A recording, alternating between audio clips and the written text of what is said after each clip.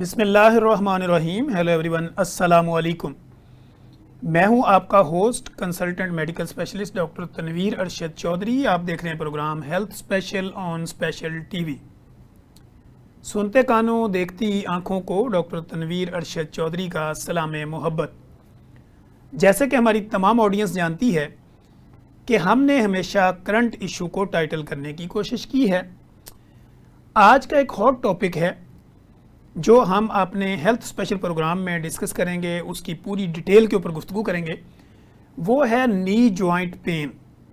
आपके घुटनों में दर्द होना या आपकी बॉडी के किसी भी जॉइंट में दर्द होना, दर्दें क्यों होती हैं, इनका ट्रीटमेंट क्या है, इन्वेस्टिगेशन कैसे की जा सकती है, सीटी स्कैन क्या होता है, ब्लड इन्वेस्टिगेशन क्या होगी, और नी रिप्लेसमेंट यानी आपके जो गोडे हैं, अगर इसमें घुटनों में कोई मसला आता है तो इनको कैसे चेंज किया जा सकता है। क्योंकि कई लोग तो अभी तक इस कन्फ्यूजन से बाहर नहीं आते कि क्या ये चेंज हो भी सकते हैं या नहीं हो सकते।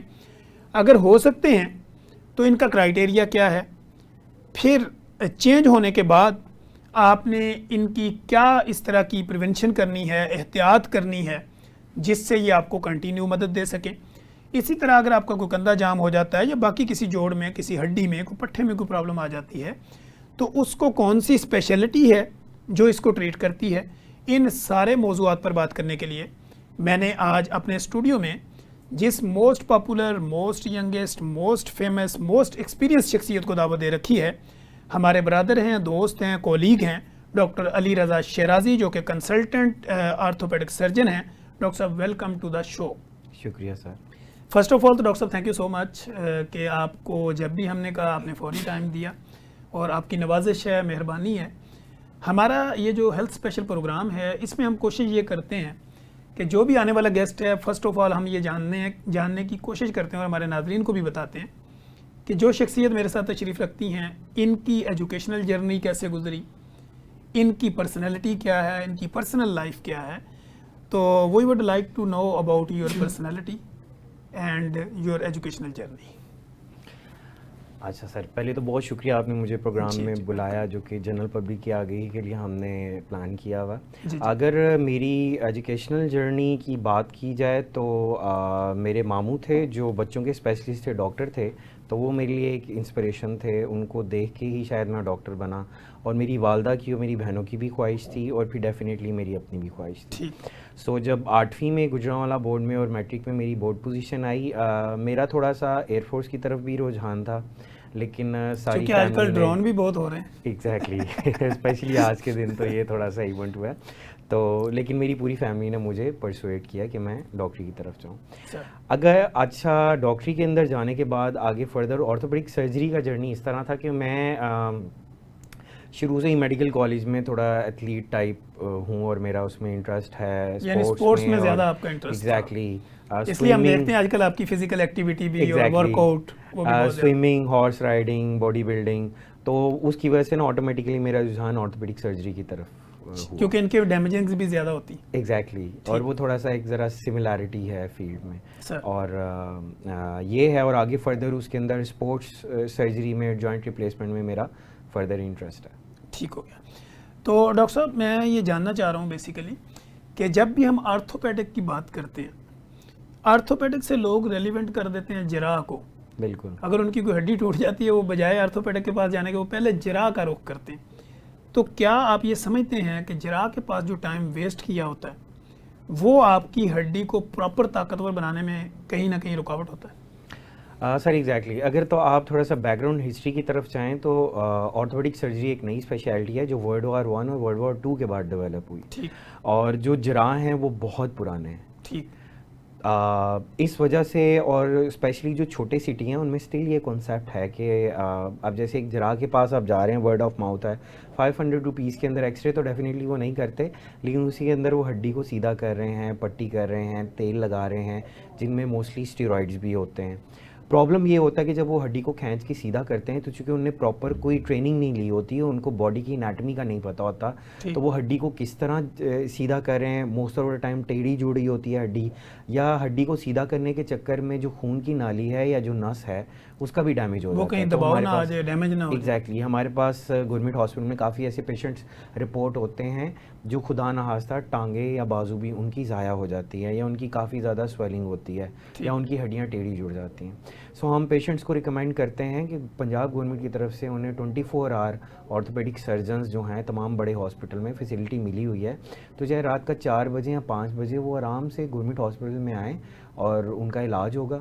जिनमें से ऑर्थोपेडिक सर्जरी में अच्छी बात यह है कि 70% इलाज प्लस्तर से ही होता है। ठीक है। ऑपरेशन की नौबत बहुत कम आती है। वो 30% केसेस, वो 30% केसेस। ठीक हो गया।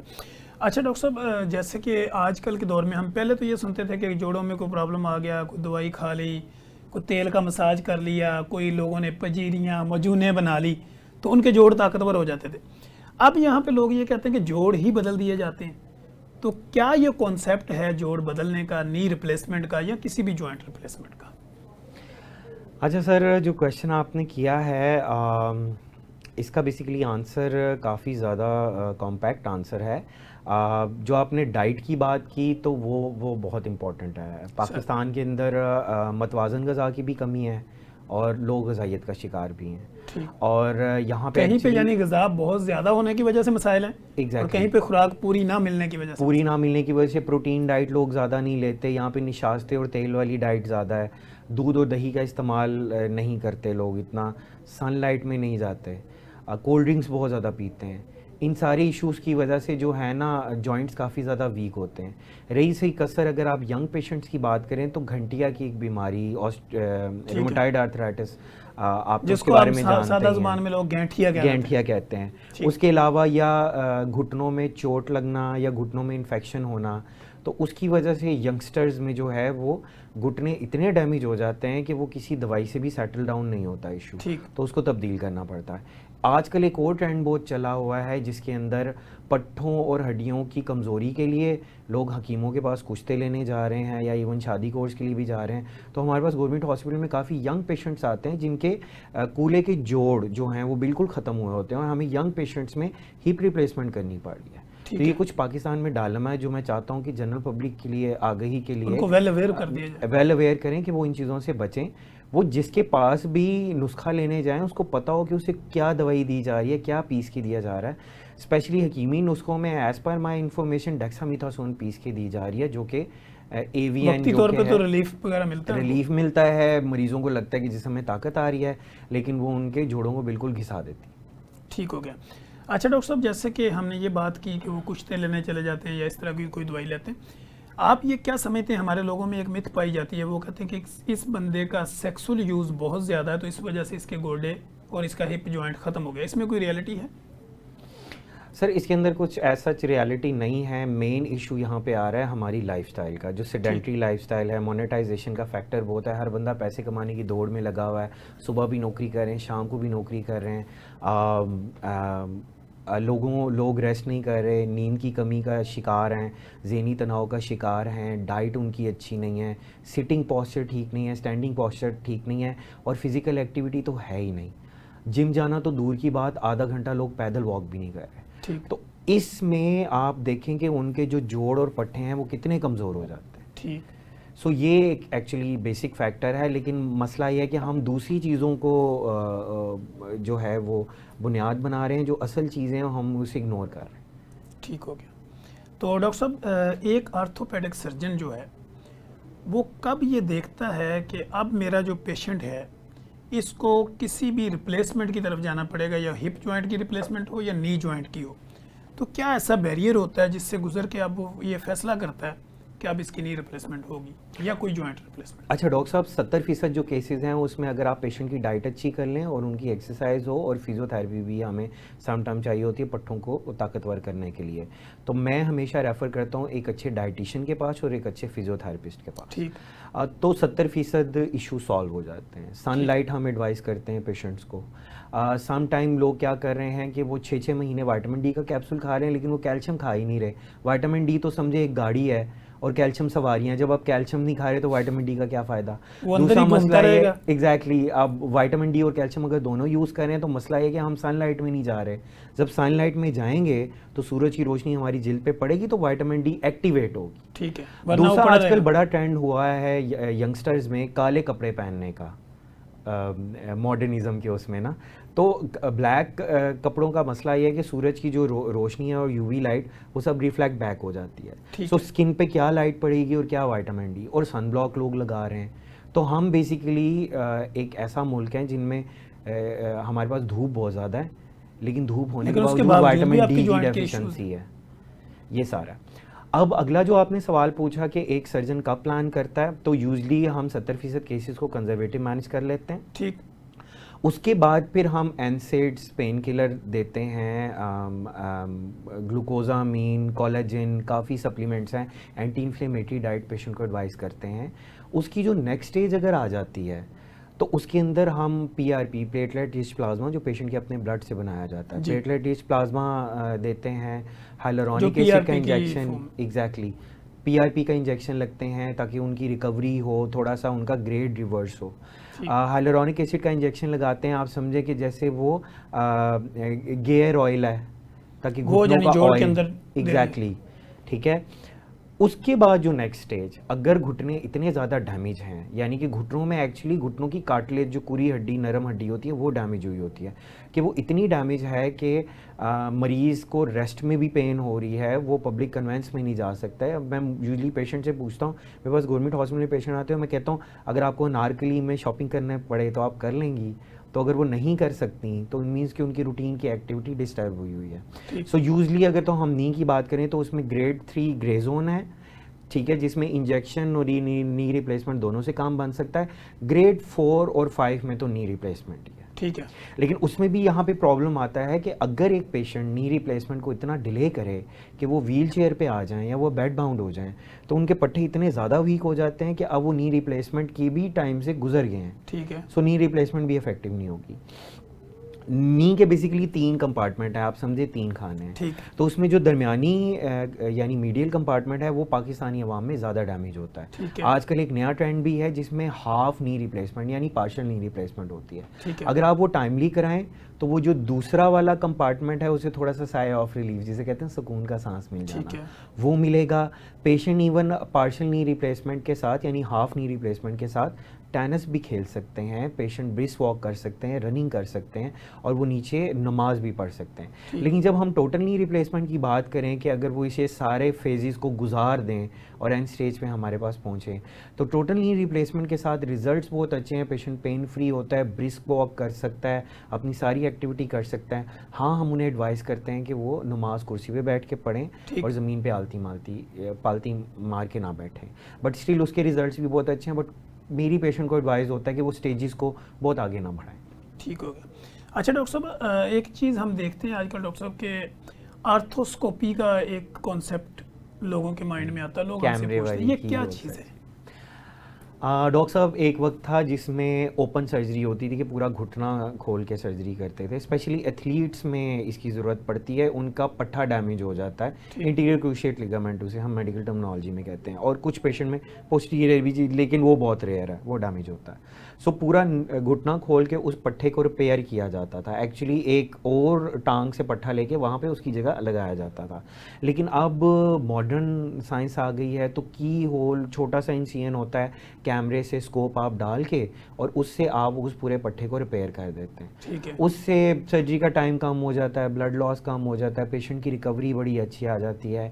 सेम डे पे पेशेंट जो है चलना शुरू कर देता है, अपनी रूटीन में विद इन वीक्स वापस आ जाता है। अब तो इवन नी रिप्लेसमेंट में पेशेंट वेरी नेक्स्ट डे चलना शुरू हो जाते हैं और 6 वीक्स में अपनी रूटीन में वापस आ जाते हैं, और 6 मंथ्स तक अपनी बिल्कुल रूटीन में, कि जैसे इवन सर्जरी से भी वो बेहतर, जो पहले उनकी कंडीशन होती है उससे भी बेहतर रूटीन में वापस आ जाते हैं। पेशेंट यूजली हमें फीडबैक देते हैं कि हमारे घुटने जवान हो गए। ठीक है। तो यूजली जो उनके जानने वाले होते हैं, यूजली ख़वातीन में रिप्लेसमेंट नी रिप्लेसमेंट ज़्यादा, तो वो कहते हैं ये तो अम्मा जी तो चलती फिरती हैं, अब तो भागती हैं। ठीक है। तो सर, इसका जब नी रिप्लेसमेंट का हम फैसला कर लेते हैं, इसके लिए फ़र्स्ट ऑफ ऑल तो हमें इन्वेस्टिगेशन क्या करनी होती है? इसका कोई सीटी, कोई अपना एक्सरे, जो बाकी चीज़ें होती हैं, वो क्या क्या चीज़ें होती हैं जो आम बंदों को पता होनी चाहिए? सर रूटीन में एक्सरेज चाहिए होते हैं, और दूसरा हमें ब्लड की इन्वेस्टिगेशन में सीबीसी कंप्लीट ब्लड पिक्चर कराते हैं, ठीक। यूरिन का टेस्ट करवाते हैं, क्योंकि ख़वातीन में पेशाब का इन्फेक्शन पाकिस्तान में बहुत कॉमन है। सो अगर तो किसी इन्फेक्शन की सूरत में हम नी या हिप रिप्लेसमेंट कर देते हैं तो उसके इन्फेक्शन के चांसेस बहुत ज़्यादा हैं। ठीक है। और जब जोड़ का इन्फेक्शन हो जाए फिर उसको निकालना पड़ता है, बाद में रिवीजन सर्जरी करनी पड़ती है दोबारा से जोड़। तो हम कोशिश करते हैं इसकी नौबत ना आए।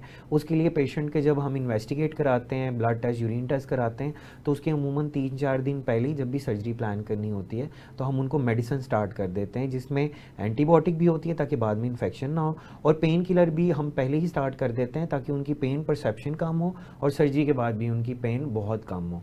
और आजकल बड़ी नई मोडालिटीज़ हैं, एनेस्थीसिया वाले, बेहोशी वाले डॉक्टर, वो टीम आपके साथ होती है। एपिड्यूरल लगाया जाता है कमर में, बारीक सी जो है इंजेक्शन होता है वो एक तरह का। जैसे आपने सुना होगा कि गायनी के अंदर आजकल पाकिस्तान में बड़ा कॉन्सेप्ट है पेनलेस डिलीवरी का। ऐसे तो मतलब डिलीवरी होती है, ख़वातीन को पेन भी फील नहीं होती। तो ये एग्जैक्टली नी या हिप रिप्लेसमेंट में हम एपिड्यूरल इंजेक्शन लगवाते हैं ताकि पेशेंट को उसके बाद पेन ना हो, और पेशेंट वेरी नेक्स्ट डे जो है अपने ऑपरेशन के वो आराम से फिजियोथेरेपी करवा सकते हो, मूव कर सकते हैं। ठीक हो गया। अच्छा सर, एक आर्थोपेडिक सर्जन कब ये डिसाइड करता है कि अब ये जो इसका घुटना है अब ये मेडिसिन से नहीं चलेगा, अब इसमें इंजेक्शन भी काम नहीं करेंगे, अब इसको रिप्लेसमेंट पे जाना चाहिए, तो उसमें कौन सी ऐसी पेचीदगी होती है पेशेंट के लिए कि वो उससे प्रॉपर अपनी गाइडलाइन ले सके? अच्छा, मैं यूजली ऑस्टियोआर्थराइटिस के 5 ग्रेड्स होते हैं, जिसमें ग्रेड 4 और 5 जब हम एक्सरे देखते हैं तो हमें पता लग जाता है ग्रेड 4 और 5 है तो मींस नी रिप्लेसमेंट है। दूसरा, कुछ ना हम पेशेंट्स को एडवांस में गाइड कर देते हैं, क्योंकि कुछ पेशेंट्स का ये है दे आर लकी इनफ कि उनका ग्रेड काफ़ी साल बाद, ये कोई इमरजेंसी रिप्लेसमेंट नहीं होती, एग्जैक्टली ये step by elective step। Surgery है, इसमें आप वेट कर सकते हैं।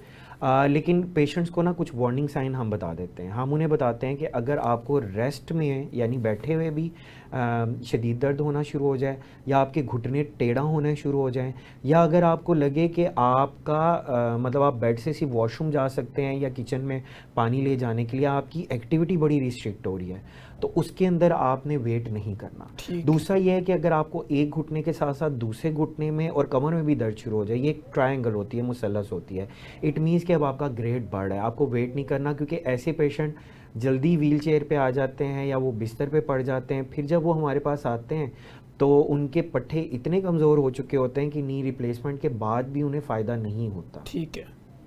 अच्छा डॉक्टर साहब, जब हम देखते हैं कि अक्सर हम डिफरेंट जब लोग हमारे पास आते हैं सिटी स्कैन वगैरह लेके, तो ज़्यादातर रिपोर्ट्स में हम देखते हैं कि L4 L5 के उनके बड़े मसाइल होते हैं।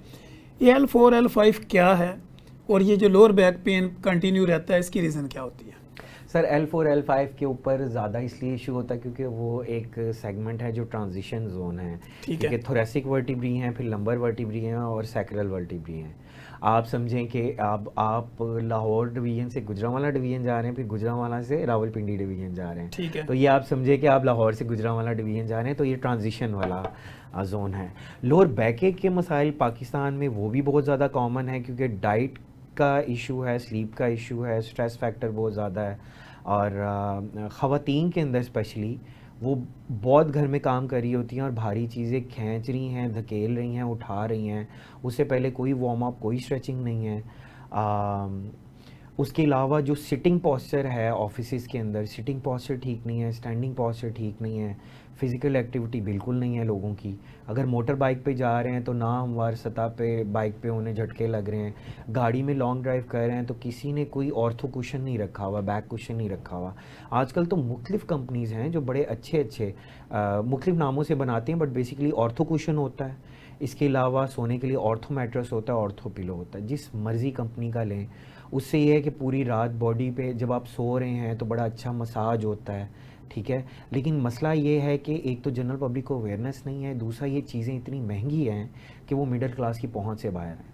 लेकिन मसला ये है कि अगर आप इन चीज़ों का ध्यान नहीं करेंगे तो बाद में फिर जॉइंट रिप्लेसमेंट या बैक की, स्पाइन की, कमर की सर्जरी होगी जो मिडिल क्लास तो बिल्कुल अफोर्ड नहीं कर सकती, और हम भी इवन उसी मिडिल क्लास में। तो हम कहते हैं कि परहेज़ इलाज से बेहतर है और पहले से इन चीज़ों का ख्याल रखें। ठीक है। अच्छा डॉक्टर साहब, इसकी आपकी बात से मेरे जहन में एक ख्याल आया कि जैसे आपने कहा कि डिफरेंट किस्म के कुशन हैं, डिफरेंट किस्म के बेड हैं, ऐसे मैट्रेस अवेलेबल हैं। हम ये देखते हैं कि अगर आज से हम 25-30 साल पीछे चले जाएं तो लोग चारपाइयों पे सोते थे, बिल्कुल, और उनको ये मसाइल नहीं होते थे। इसकी वजह क्या है?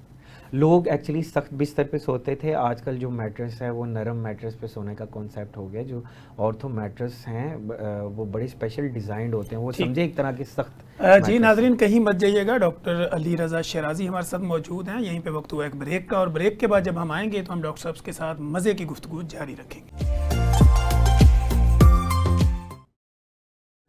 वेलकम बैक नाजरीन। जैसे कि आप देख रहे हैं, doctor Ali Raza शराजी consultant orthopaedic surgeon हमारे स्टूडियो में तशरीफ़ रखते हैं, और डॉक्टर साहब बड़ी ज़बरदस्त, खूबसूरत और मुदल्लल गुफ्तगू जारी रखे हुए हैं। घुटनों में तब्दीली यानी नी रिप्लेसमेंट, इसके अलावा हिप जॉइंट रिप्लेसमेंट या बाकी जोड़ जितने भी बॉडी के हैं वहाँ पे दर्द की वजूहात क्या होती हैं, इन्वेस्टिगेशन कैसे की जाती है, और फिर इनकी जो रिप्लेसमेंट होती है उसमें क्या पेचीदगियाँ होती हैं, क्या उसकी प्रिवेंशन क्या होती है, इन सारे मौज़ूआत पर डॉक्टर साहब अपनी गुफ्तगू जारी रखे हुए हैं। अच्छा डॉक्टर साहब, हम बात ये कर रहे थे वो लोग जो चारपाइयों पे सोते थे, छतों पे सोते थे, नीचे सोते थे, उनमें ना तो कमर के मसाइल ज़्यादा थे और ना ही घुटनों के मसाइल ज़्यादा थे, तो आज क्यों बढ़ रहे हैं? सर इसके पीछे काफ़ी रीज़न है। पहले देहाती लाइफस्टाइल था जिसमें लोग धूप में जाते थे, दूध दही का इस्तेमाल था। आजकल तो ये हालात आ गए हैं कि अगर किसी ने 1 किलोमीटर दूर अपने घर मार्केट जाना है तो वो बाइक पे जाएगा या वो गाड़ी पे जाएगा। पैदल चलना बहुत कम हो गया है। लोग डबल जॉब्स कर रहे हैं। मुल्क के जो माशी और डाइट पैटर्न बहुत चेंज हो गया, लाइफस्टाइल चेंज हो गया, स्लीप बहुत कम हो गई लोगों की। बिल्कुल। और दूसरा ये है कि मोबाइल का भी यूज़ काफ़ी है, जिसमें बैड पोस्चर में लोग लेटे हुए हैं, और उसकी वजह से मतलब मुसलसल, या फिर स्टूडेंट्स हैं लैपटॉप पे काम कर रहे हैं यूनिवर्सिटी कॉलेजेस के, तो उनकी गर्दन में दर्द, पट्ठों का खिंचाव और ये सारी चीज़ें ना अब होना शुरू हो गई। अच्छा डॉक्टर साहब, हम ये देखते हैं डिफरेंट किस्म की सोशल मीडिया के ऊपर, डिफरेंट हम डिजिटल मीडिया या मार्केटिंग में हम देखते हैं कि डिफरेंट किस्म की ऑयल्स की बड़ी एडवर्टाइजमेंट हो रही होती है कि फ़लाँ ऑयल के 2 कतरे लगा के मसाज करें, दर्द ख़त्म। क्या ये जो ऑयल्स वगैरह होते हैं या इस तरह का ऑयल ट्रीटमेंट होता है, ये कोई बेनिफिशियली होता है जॉइंट पेन के लिए? डॉक्टर साहब, आपको याद होगा कि मेडिकल साइंस यानी कि अगर एलोपैथिक मेडिसिन की बात करें तो उसके अंदर ओलिव ऑयल हमारी फार्माकोलॉजी की बुक्स में मेंशन है, जिसमें रिसर्चेज हुई हैं, एविडेंस बेस्ड मेडिसिन की हम बात करेंगे ना यहाँ पे। जी बिल्कुल। आज जनरल पब्लिक के लिए जैतून का तेल, ठीक है, अगर किसी को ओलिव ऑयल का आइडिया नहीं है, जैतून का तेल ही सिर्फ एक ऐसा तेल है जो कि पट्ठों को ताकत देता है, और स्पेशली जो मरीज़ फॉलिज के मरीज़ हैं उन्हें हम रिकमेंड करते हैं। उसके अलावा जितने भी ऑयल हैं वो नुकसान तो शायद ना दें लेकिन बेनिफिट भी नहीं देंगे, तो फिर आपको डेफिनेटली वो चीज़ यूज़ करनी चाहिए, क्योंकि पैसा आपका लग रहा है, टाइम लग रहा है, जो आपके लिए बेनिफिशियल हो। ठीक हो गया। अच्छा डॉक्टर साहब, डाइट में क्या ऐसा लोग लें जिससे उनकी हड्डियां और जोड़ मजबूत हो जाए? डाइट में सर एंटी इन्फ्लेमेटरी डाइट जो है उसका आजकल यूरोपियन कंट्रीज़ में कॉन्सेप्ट काफ़ी ज़्यादा कॉमन है, और लोग इसमें गोल्डन मिल्क भी लेते हैं, हल्दी डाल के दूध में, वो कहते हैं कि ये भी इन्फ्लेमेटरी ड्रग में। एग्जैक्टली बिल्कुल वो एंटी इन्फ्लेमेटरी उसके अंदर होता है। तो एंटी इन्फ्लेमेटरी डाइट के लिए मैं पेशेंट्स को रिकमेंड करता हूँ, क्योंकि डॉक्टर साहब आपको पता है कि पाकिस्तान में ना रेफरल पॉलिसी नहीं है, ठीक, कॉन्सेप्ट नहीं है इतना।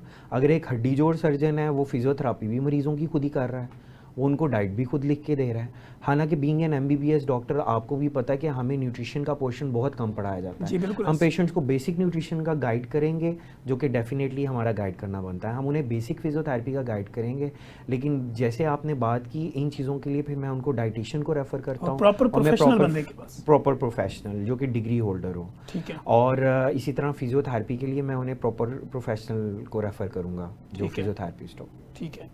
अच्छा डॉक्टर साहब, एक चीज़ आजकल आपने देखा होगा, आपकी प्रैक्टिस में भी, हमारे क्लिनिकल ट्रायल में भी आती, लोगों को ना एडी में दर्द बहुत रहता है। जी, वो कहते हैं कि हमें जो ना वो इस तरह का होता है, या कोई शूज़ इस्तेमाल करने से, मेल फीमेल दोनों में ये कॉन्सेप्ट आ रहा है, तो इसकी वजूहात क्या होती हैं और हम इसका इलाज कैसे करते हैं? सर एडी में दर्द जो कि अमूमन अगर ज़्यादा अरसे के लिए है, स्पेशली पेशेंट्स को 1 मंथ से ज़्यादा यानी क्रॉनिक हो गया है, तो उसके पीछे बेसिक फैक्टर ये होता है, पाँव की झिल्ली है जिसे अंग्रेजी में प्लांटर फेशिया कहते हैं, उसकी सोजिश हो जाती है, उसे प्लांटर फेशियाटिस कहते हैं। स्पेशली ऐसे लोग जो ज़्यादा देर तक खड़े रहते हैं, उसमें आजकल जो स्कूल टीचर्स हैं प्राइवेट स्कूल्स की, उनको भी जब मैं उनसे हिस्ट्री लेता हूँ वो ज़्यादा देर खड़ी रहती हैं, या सेल्समैन, या आजकल वैसे ही कॉन्सेप्ट काफ़ी ऐसे ऑक्यूपेशन हैं जिनमें पेशेंट्स को ज़्यादा देर तक खड़ा रहना पड़ता है। उसकी वजह से ना सोजिश उनको हो जाती है और जूतों की क्वालिटी अच्छी नहीं होती। सो उसका ट्रीटमेंट बड़े सिंपल है। हम उन्हें एडवाइस करते हैं सॉफ्ट जेल सिलिकॉन के इन सोल्स। आम आवाम के लिए अगर मैं बात करूं तो वो स्पेशल तलवे होते हैं जो कि महंगे नहीं होते, किसी भी कंपनी के ले लें, सर्जिकल स्टोर से 400-500 रुपये का आपको पेयर मिल जाएगा। तो जैसे जूतों का साइज़ होता है तो उन तलवों का भी साइज़ होता है, वो आपने यूज़ करने हैं। वो पेशेंट्स हमें फीडबैक देते हैं वो ऐसे जैसे परिंदे के परों पे चल रहे हैं। ठीक है, वो इतने लाइट होते हैं। सो 70% केसेस से वो सेटल डाउन हो जाते हैं। जो बाकी 30% रिफ्रैक्टरी केसेस हैं उनके अंदर हम फिर जो झिल्ली है यानी जिल्द है उसमें स्टीरॉयड का इंजेक्शन लगा देते हैं, क्योंकि जो स्टीरॉयड का इंजेक्शन है वो भी एंटी इन्फ्लेमेटरी है और सोजिश कम करता है। ठीक। कुछ पेशेंट्स में हड्डी भी बढ़ जाती है पाँव की, तो उनमें अल्टीमेट ऑपरेशन करना पड़ता है। लेकिन यहाँ पे मैं एक बात बताता चलूँ कि आजकल काफ़ी क्वैक्स जो अताई हैं उन्होंने इंजेक्शन लगाना शुरू कर दिए हैं, पाँव में भी, घुटनों भी लोगों को इंजेक्शन लगवाना शुरू कर दिए हैं।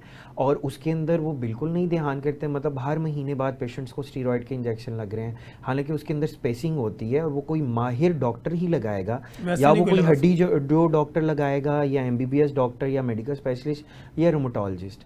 वो हर डॉक्टर की डोमेन नहीं है, उसको डोज पता है, उसको स्पेसिंग पता है कि बीच में कितना गैप रखना है। उसकी वजह से इवन ज़्यादा मसाइल होना शुरू हो गए पेशेंट्स को। ठीक हो गया। अच्छा डॉक्टर साहब, लोअर बैक पेन की हम बात कर रहे थे, आजकल तो ये कॉमन है, तकरीबन हर दूसरे तीसरे बंदे को है, तो इसको हम टाइटल कैसे कर सकते हैं और बेहतरीन मैसेज क्या है इस पे?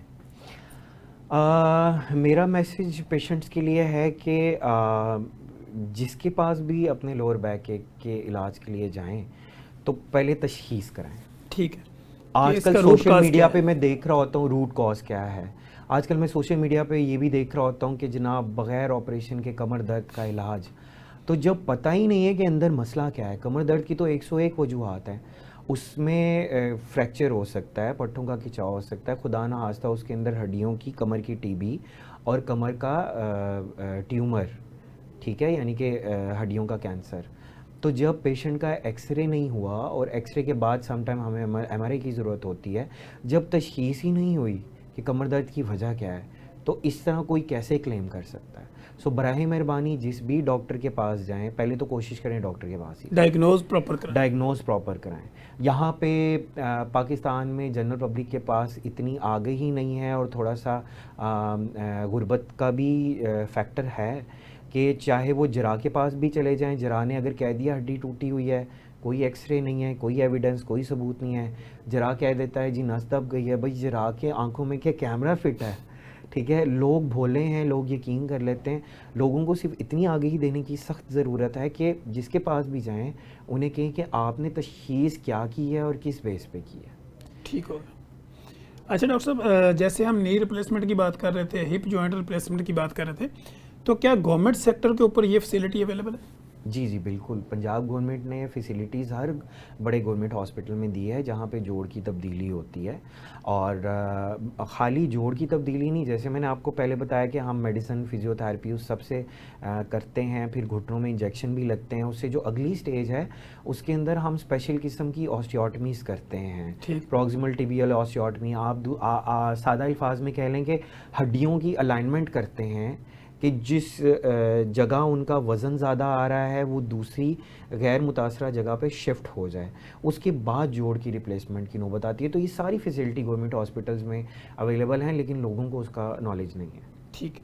अच्छा सर, ये जो रिप्लेसमेंट होती है इससे पहले जो पेशेंट होता है उसको किस तरह की हम ऐसा हदायतनामा जारी करते हैं कि ये आपने करना है, अगर ओवरवेट है तो वेट कंट्रोल करना है, बिल्कुल, अगर कोई उसके और बाकी इश्यूज हैं तो पहले उनको टाइटल करके फिर रिप्लेसमेंट पे जाएंगे। एग्जैक्टली, आपने वेट की बात की। ज़्यादा वेट की वजह से आजकल काफ़ी यंग फीमेल्स आ रही हैं जिनको नी रिप्लेसमेंट की ज़रूरत पड़ रही है। ठीक है। तो हम पेशेंट को एडवाइस करते हैं अपना वज़न कम करें, अदरवाइज़ जो नी रिप्लेसमेंट कराएंगे तो वो अच्छी तो चलेगी लेकिन उसका लाइफ स्पैन कम हो जाएगा। यूजली नी रिप्लेसमेंट जो है वो 15 से 25 साल तक बहुत अच्छी चलती है। जो इंटरनेशनल रिसर्चेज हैं वो ये बताती हैं, यानी ये रिप्लेसमेंट के बाद 15 से 25 साल, जो कि बड़ा एक अच्छा टाइम फ्रेम है। अगर एक 50 साल का बंदा नी रिप्लेसमेंट कराता है तो आप समझे कि वो 70 साल तक बड़ा अच्छा चलेगा। और ये नहीं है कि वो 70 साल तक चलेगा, उसके बाद भी मतलब अगर आप एविडेंस बेस्ड मेडिसिन की बात करें तो 10 साल तक का 90% सक्सेस रेट है और 20 साल तक का भी 85% तक सक्सेस रेट है, और ये बड़ा अच्छा सक्सेस रेट है। उसके बाद भी आगे बियॉन्ड हम अगर तो रिप्लेसमेंट करनी हो उससे पहले पेशेंट को एडवाइस करते हैं कि किसी अच्छे क्वालिफाइड फिजियोथेरेपिस्ट के पास जाएं और अपने जोड़ों के साथ साथ जो उनके पट्टे हैं स्पेशली उनको इतना ताकतवर बनाएं कि बाद में वो जो नी या हिप रिप्लेसमेंट है उसका आउटकम अच्छा होने मिले। और मैं अपने पेशेंट्स को ये एडवाइस करता हूँ, चाहे वो हिप रिप्लेसमेंट हो या नी रिप्लेसमेंट हो, कि 50% एक अच्छे इम्प्लांट का रोल है और सर्जन और उसकी टेक्निक का, और 50% ही अच्छी फिजियोथेरेपी का रोल है। अगर एक गाड़ी में आपने पुर्जा चेंज कराना है तो आप ऐसा नहीं कर सकते कि आप एक लो क्वालिटी पुर्जा डलवा लें और अब बाद में कि अच्छा मैं अच्छी क्वालिटी का पुर्जा इंसानी जिस्म में बार बार कैसे ऑपरेशन करा सकते हैं। सो अच्छी क्वालिटी का इम्प्लांट डलवाएं। यूजली पाकिस्तान में इम्प्लांट बाहर से ही आते हैं और उनकी डिफरेंट रेंज है, बट यूजली जो अच्छी कंपनीज़ हैं वही पाकिस्तान में इम्प्लांट प्रोवाइड कर रही हैं और बहुत ज़्यादा फ़र्क नहीं होता। लेकिन यहाँ पे प्रॉब्लम ये आता है कि लोगों को ये आगे ही नहीं है कि एक है प्राइमरी नी रिप्लेसमेंट, एक है रिवीजन। ठीक है, अगर किसी मरीज़ के घुटने बहुत ज़्यादा टेढ़े हो गए हैं तो प्राइमरी नी उसके लिए काम नहीं करेगी, उनके लिए कस्टम मेड होगी, तो डेफिनेटली उसके चार्जेस भी ज़्यादा होंगे। सो कोशिश करें कि इतनी नौबत ना आने दें कि आपको जो है वो कॉम्प्लेक्स नी रिप्लेसमेंट की तरफ जाना पड़े, और डेफिनेटली फिर उसके चार्जेस, क्योंकि इम्प्लांट तो डॉलर्स में उसकी पेमेंट होती है, वो तो पेशेंट ने फिर परचेज करना होता है। ठीक हो गया। अच्छा डॉक्टर साहब, ये कितने % इस वक्त आप समझ रहे हैं कि नी रिप्लेसमेंट की ज़रूरत पड़ती है? अगर 100 मरीज़ आ रहा है तो उसमें से कितने मरीज़ निकलते होंगे? औसत एवरेज इसकी क्या है? सर अगर तो आप पाकिस्तान में बात करें तो पाकिस्तान में लोगों को आगे ही नहीं है, उनके रिश्तेदार उन्हें डरा देते हैं, वो देखो जी इसके तो रिज़ल्ट अच्छे नहीं आएंगे ये वो। लेकिन अगर आप पाकिस्तान से बाहर की बात करें तो ये नी रिप्लेसमेंट, ये जो ऑस्टियोआर्थराइटिस है, ये यूजली बीमारी है अगर हम ख़वातीन की बात करें तो 50 साल के बाद स्टार्ट होती है, क्योंकि माहवारी बंद हो जाती है और पाकिस्तान में ख़वातीन में कॉन्सेप्ट नहीं है हार्मोन रिप्लेसमेंट का। जो बाहर कॉन्सेप्ट है उसकी भी आगे ही उन्हें देने की ज़रूरत है ताकि उनकी हड्डियाँ मजबूत रहें और हार्मोनल इश्यूज़ उनके सेटल डाउन हो। और जो मर्द हैं उनमें यूजली 60 साल के बाद ज़रूरत पड़ती है। यंग पेशेंट्स भी आजकल आ रहे हैं जिनको रूमेटॉइड आर्थराइटिस, घंटिया का प्रॉब्लम है, या बाइक चलाते हुए कोई चोट उन्हें सख्त लगी घुटने पे या चुकले पे उन्हें चोट लगी, या उनकी हड्डी किसी जरा ने गलत जोड़ दी, या वहाँ पे पहलवान की पट्टी की वजह से इन्फेक्शन हो गया, तो उन पेशेंट्स में फिर यंग एज में ये करना पड़ता है। ठीक हो गया। अच्छा डॉक्टर साहब, बेसिकली हम देख रहे हैं कि डिफरेंट ऐसे कुछ तो इस तरह के केस आते हैं कि जिसमें तो हम ये समझते हैं कि इसमें कोई अपनी इन्फ्लेमेशन हो गई, स्वेलिंग हो गई या इस तरह के कोई इशू हो गए। सम टाइम ऐसे मरीज़ आते हैं वो कहते हैं जी मेरे जो है नी जॉइंट की हड्डियाँ बढ़ना शुरू हो गई हैं, इसकी नोकें निकलना शुरू हो गई, इसकी काज क्या होती है? एग्जैक्टली वो जो पेशेंट्स हैं वो बेसिकली ऑस्टियोफाइट्स की बात कर रहे हैं कि चोंचें निकलना शुरू हो गई हैं। वो भी एक्चुअली ऑस्टियोआर्थराइटिस का जब ग्रेड बढ़ जाता है, ठीक है, जिसे भुरभुरापन आप कह सकते हैं। बेसिकली मैंने बताया कि ऑस्टियोआर्थराइटिस एक्चुअली कार्टिलेज की बीमारी है, जो पूरी हड्डी की बीमारी है। ठीक है। तो उसके अंदर ये इशू होता है। और दूसरा एक और चीज़ की तरफ मैं तवज्जो दिलाना चाहूँगा कि पाकिस्तान में लोग जोड़ की तब्दीली से डरते हैं। वो कहते हैं अगर नी रिप्लेसमेंट हो, पता नहीं डॉक्टर हमारी टांग काट के वो साथ लगाते हैं या पूरा जोड़ निकाल देते हैं। तो वो मैं लोगों को ये समझाना चाहूँगा कि ये जो हमारी रान की हड्डी है इसका निचला हिस्सा और जो पिंडली की हड्डी है इसका ऊपरा हिस्सा, ठीक है, इसके कैप्स को चेंज किया जाता है। आप समझे जैसे आप डेंटिस्ट के पास गए हैं, यानी आपने फ्रंट से इसको खोला? जी, फ्रंट से खोला और उनकी कैप्स को, उनके एंड्स को हम चेंज करते हैं। ठीक है। जैसे अगर आप एक डेंटिस्ट के पास जाएं तो डेंटिस्ट जो है वो कैपिंग लगाता है दांत की, ठीक है। ठीक है। और ये जो है मेटल क्रोमियम कोबाल्ट का होता है, और स्पेशल किस्म का बीच में दोनों मेटल्स के जो सिरे हैं उनके स्पेशल किस्म का प्लास्टिक होता है जो कि हाईली क्रॉस लिंक पॉलीइथाइलिन होता है ताकि रगड़ ना खाएं। ठीक है। तो ये इंटरनेशनली जो है वो मुस्तनिद है तरीक़ाकार। अगर तो मैं थोड़ा सा डाटा की बात करूं तो एज़ पर माई इंफॉर्मेशन यूके के अंदर सालाना 1 लाख और अमेरिका के अंदर सालाना 3 लाख जो है वो जोड़ की तब्दीली होती है, और वहाँ पे एविडेंस बेस्ड मेडिसिन चलती है। अब हमारे यहाँ भी एविडेंस बेस्ड मेडिसिन का ट्रेंड है, तो अगर इतने लाखों जोड़ तब्दील हो रहे हैं, कोई वजह है तो जोड़ तब्दील हो रहे हैं, तो हमारी आवाम को घबराने की ज़रूरत नहीं है। हमारी आवाम का मसला ये है कि जब बुजुर्गी आ जाए किसी जोड़ में तो उसको तब्दील करना है, ना कि आप बिस्तर पे हो जाएं और आप जो है वो घर वालों के मरहूने मिन्नत हों। तो कोशिश करें चलते फिरते जो है वो जितनी अल्लाह ने ज़िंदगी दी है, क्योंकि अल्लाह ने डॉक्टर को ही नॉलेज दिया है जो वो मरीज़ों की बेहतरी के लिए आगे ट्रांसफ़र कर रहे हैं, तो कोशिश करें मोहताजी से बचें। ठीक। अच्छा, जिस तरह लोग ये समझते हैं कि किडनी ट्रांसप्लांट होता है, लिवर ट्रांसप्लांट होता है, इस तरह लोग ये समझते हैं ये घुटना भी किसी का निकाला होता है, ये आर्टिफिशियल बना होता है। बिल्कुल बिल्कुल, आपने ट्रांसप्लांट की बात की ना, तो जिससे पहले मैंने डॉक्टर साहब बात की कि हम सिर्फ उनके सिरों को चेंज कर रहे हैं, और जहाँ तक आर्टिफिशियल की बात है तो मैंने वो बताया कि ये एक स्पेशल जो है मेटल के होते हैं और स्पेशल उसके अंदर प्लास्टिक होती है। ठीक है, वो रूटीन के मेटल और रूटीन की प्लास्टिक से हटके है, और वो बॉडी के साथ कंपैटिबल होता है। कोई इन्फेक्शन, कोई बॉडी में इन्फ्लेमेशन, कोई सोजिश, कुछ भी वो ऐसा नहीं करता, और उसकी लाइफ काफ़ी ज़्यादा है, 15 से 25 साल है। और 15 से 25 साल की कभी अगर मैं वर्ड यूज़ कर रहा हूँ तो इट मीन्स कि 20 से 25 साल बाद 85% लोगों में वो स्टिल अच्छा चल रहा होगा। हम पेशेंट्स को ये एडवाइस करते हैं कि अपना वज़न कम करें रिप्लेसमेंट के बाद, और ज़मीन पे जो है वो चौकड़ी मार के ना बैठें, या ज़मीन पे नमाज ना पढ़ें, कुर्सी पे बैठें, और जो है वो अंग्रेज़ी कमोड का इस्तेमाल करें, जो रूटीन में देसी टॉयलेट है उसका इस्तेमाल ना करें। लेकिन फिर मैं वो बात रिपीट करना चाहूँगा, ये है टोटल नी रिप्लेसमेंट। अगर पेशेंट टाइम से अपना पार्शियल यानी आधा घुटना तब्दील कराते हैं तो उसके अंदर तो वो ज़मीन पे अताहयात कर सकते हैं, नमाज पढ़ सकते हैं, वो सारी रूटीन की एक्टिविटी, इवन पेशेंट टेनिस खेल सकते हैं। ठीक हो गया। अच्छा डॉक्टर साहब, इसमें ये क्या वजह है कि लोग ये कहते हैं कि हमने चेंज भी करवाया लेकिन उसके बावजूद भी हमें कोई फ़र्क नहीं पड़ा? तो ये इसमें क्या कितनी परसेंटेज ऐसी है कि जिनके नी रिप्लेसमेंट हुए, हिप जॉइंट रिप्लेसमेंट हुई और वो उनको सक्सेसफुल रेट नहीं मिला? डॉक्टर साहब, इसके अंदर काफ़ी ज़्यादा फैक्टर्स हैं। सम टाइम अच्छी क्वालिटी का इम्प्लांट ना डलना, या सर्जन की टेक्निक्स, क्योंकि वो पूरी बायोमैकेनिक्स है। आप समझे कि हम वो डॉक्टर हैं, हमारी वो स्पेशलिटी है कि हम डॉक्टर भी हैं, सर्जन भी हैं, हम साथ इंजीनियर भी हैं। हम पूरे एंगल ड्रॉ करके सारी बायोमैकेनिक्स करते हैं। तो आप समझें कि एक अच्छा जो इंजीनियर या जो एक्सपीरियंस इंजीनियर है उसका क्या सक्सेस रेट होगा। उसके अलावा मैंने फिज़ियोथेरेपी की बात की, क्योंकि पट्टे जो है ना, एक है स्टैटिक सपोर्ट और एक है डायनामिक सपोर्ट। जोड़ की जो स्टैटिक सपोर्ट है वो तो हड्डियाँ हैं, जो डायनामिक सपोर्ट है वो पट्टे मसल्स हैं। ठीक है। जो कि फिजियोथेरेपिस्ट ही उसको स्ट्रॉन्ग करेगा, और वो पेशेंट को मैं तो एडवाइस करता हूँ कि रिप्लेसमेंट से पहले ही सेशन स्टार्ट करें।